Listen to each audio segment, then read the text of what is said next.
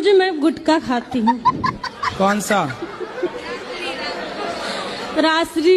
गुरुजी छूट नहीं रहा है। कितने खा जाती हो रोज? गुरुजी मैंने प्रण लिया था कि जिस दिन वृंदावन जाऊंगी, गुरुजी से मुलाकात होगी, उस दिन के बाद से खाना छोड़ दूंगी। अच्छा है आपका संकल्प। कितने के रोज खा जाती हो? 50। 50 पैकेट? 50 रुपए का। 50 रुपए के रोज? हाँ।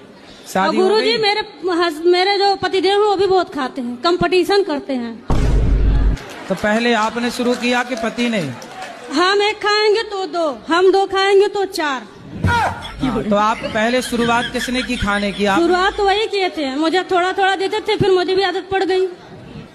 अच्छा, वो खाते थे तो आपको भी देते थे? हाँ। और गुरुजी जैसे मैं वो अब कैसा अब उल्टा हो गया, अब वो 1 खाते हैं तो मैं 3 खाती हूँ। क्या बोलूं मैं?